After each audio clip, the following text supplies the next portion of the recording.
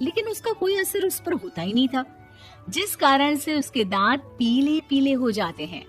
शादी के बाद अरे बहू, वैसे तो तुझ में कोई कमी नहीं है, पर तेरे दांत दांत इतने पीले कैसे हैं बेटा? कैसे मतलब? कोई सर्जरी थोड़ी ना कराइए। वो तो क्या है ना, मैं ब्रश नहीं करती थी तो पीले हो गए। अब क्या करूं? आप कहें तो लाल करवा लूं या फिर काले? यार ये क्या है, क्यों माँ से लड़ रही हो? लड़ रही हूँ? अरे मैं लड़ रही हूँ या ये बोल रही है कि दांत पीले हैं, पीले। अरे तपस्या थोड़ी ना की है इन्हें पीले करने के लिए। बकायदा ब्रश नहीं किया है 20 साल तक, तब जाकर। छी, कैसी बात कर रही हो? ये उस वक्त तो पीले नहीं थे जब हम लोग तुम्हें देखने आए थे। अरे तब साफ करवा लिया होगा डेंटिस्ट के पास जाकर। अब देखो कैसे पीले पीले लग रहे हैं। रंजना सास की तरफ गुस्से से देखती है। फिर शुरू हो गई पीले पीले पीले। अरे पीले तो तब भी थे जब मेरे हाथ का रसगुल्ला उड़ा उड़ा कर खा रही थी और बोल रही थी, लड़की नहीं गुणों का खजाना दे रहे भाई साहब आप। खैर, अब वो लोग करते भी तो क्या करते, पीले दांत वाली बहू पल्ले पड़ी थी तो झेलना तो था ही। एक दिन कीर्तन में रंजना गाना गा रही थी। अरे कमला बहन, माँ का द्वार है, यहाँ तो सब शुद्ध होकर आते हैं, फिर अपनी बहू को ब्रश भी नहीं करवाती तुम। दूर से पीले पीले दांत भक्ति में बाधा उत्पन्न कर रहे हैं।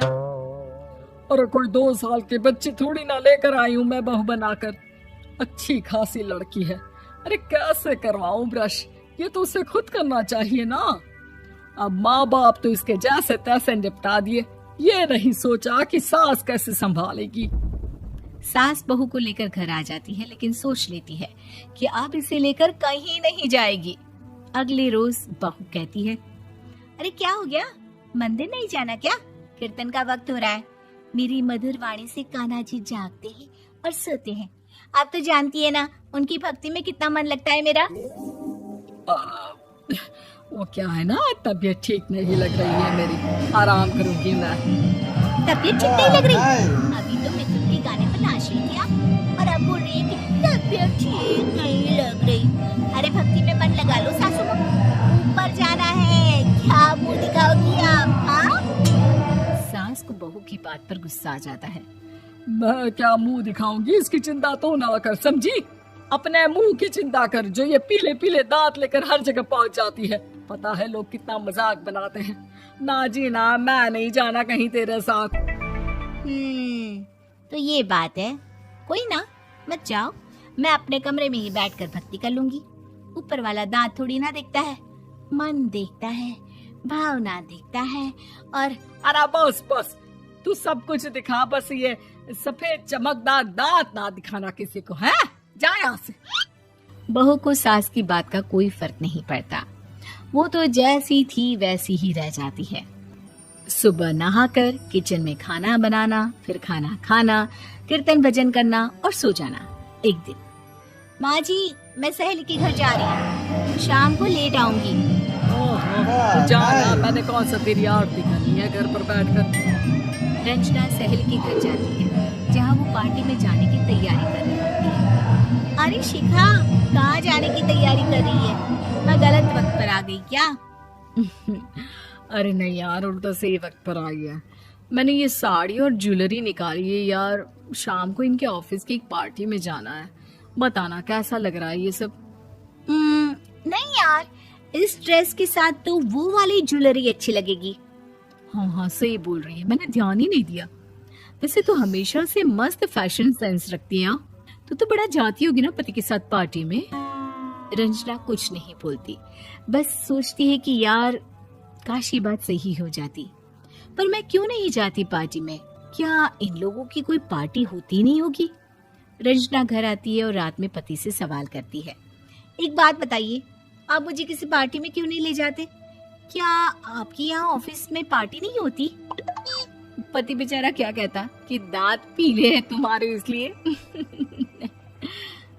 अरे कोई पार्टी होती नहीं हम लोगों के ऑफिस में, तो कहाँ से लेकर जाऊं? और मार्केट, मॉल, कहीं वीकेंड घूमना, कहीं तो।